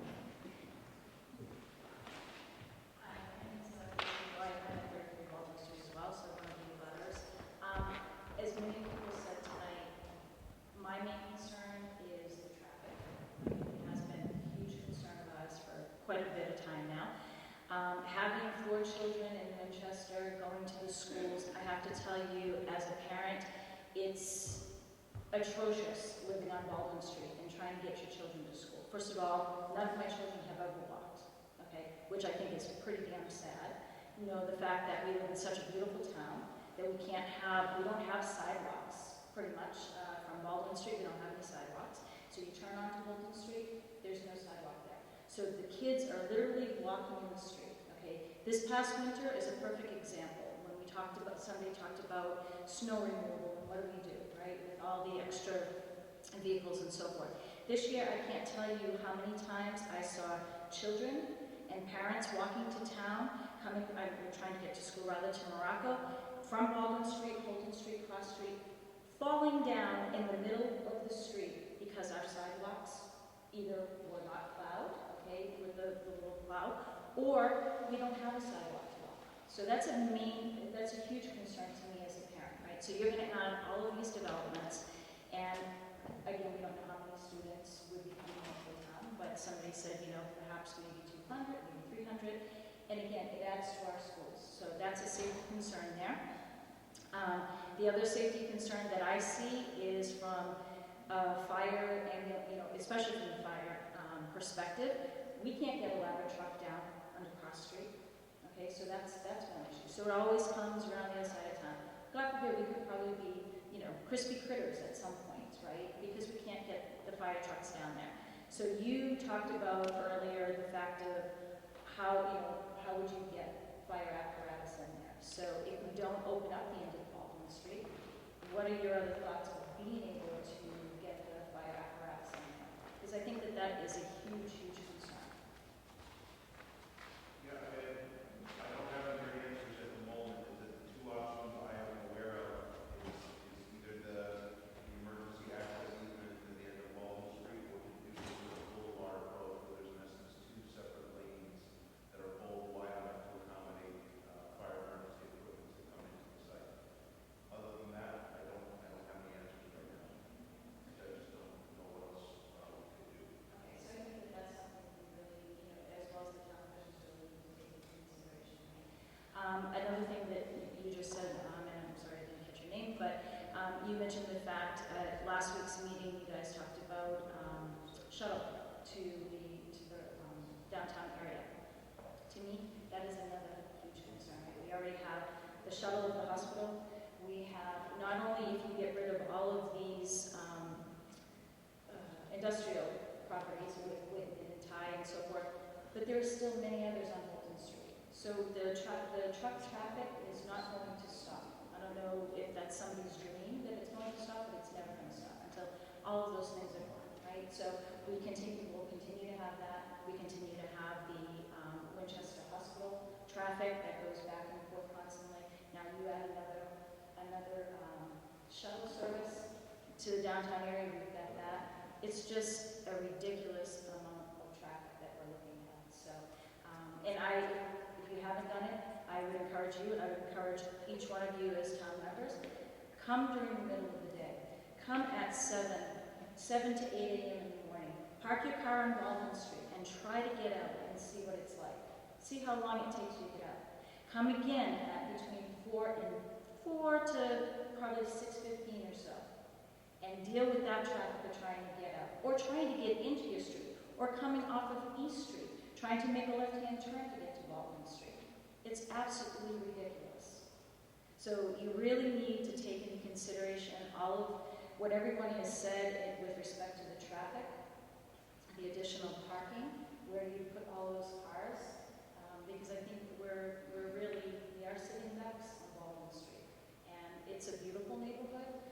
Many of us have lived there for quite some time. We do have some new neighbors that have moved in, but for the majority, most of us have been there for many, many years, right? And we would like to sort of preserve what we have built there with our families. Thank you.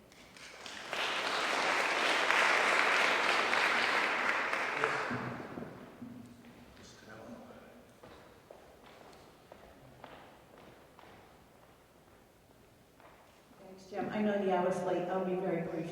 Judy Maratinello, Precinct 7. I do not live in the neighborhood. However, I grew up here in town.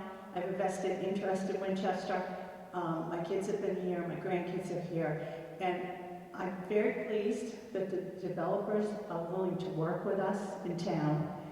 I'm very pleased to hear that the Board of Selectmen and hopefully the other boards are going to begin to do some planning ahead, because I think we're behind in that respect. What I really would like to say tonight is that there may not be as many people from out of the neighborhood here this evening as there are here. But I, as a town meeting member, would like to hear from you. And I think there are many more town meeting members and neighbors and residents in Winchester who would like to hear from some of the areas that are impacted the most by these kinds of developments, where we are worried about traffic, we are worried about our kids walking to school, we are worried about too many kids in classrooms. What will happen to our education? I'm an educator over 40 years. It's a major concern for me.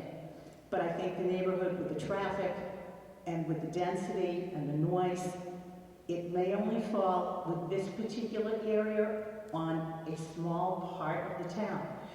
But it really behooves all of us to be involved and to find out what's happening, because I think somehow we should try to spread this out, and it eventually probably will be spread out, and we need to make sure that it's right for each neighborhood and that it's right for the entire town of Winchester. Thank you.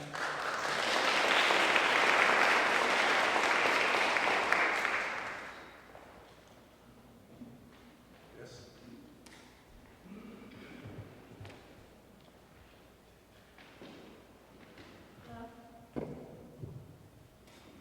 you might consider, starting with the alternatives you already had, but just scaling it down a bit. See how you have 2 rows of townhouses there. Possibly taking out the bottom row that's closest to Baldwin Street, and instead put a little greenway there and extra parking lanes. You'll have more of that swing space for visitors who come to visit. And then for the 6-story building, possibly making it only 3 stories. So you just don't have as many cars coming into the area. Hopefully you would still make a nice property. You still have the same nice pattern you had with the interior spaces that are beautiful and the pool and all that. So none of that would have to change, but just half as much.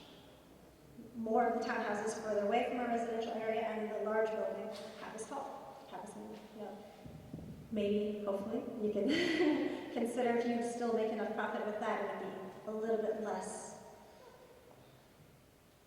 hard for us to handle. Thank you. I think I'd like to wrap this up, because I think some of the comments are getting fairly repetitive.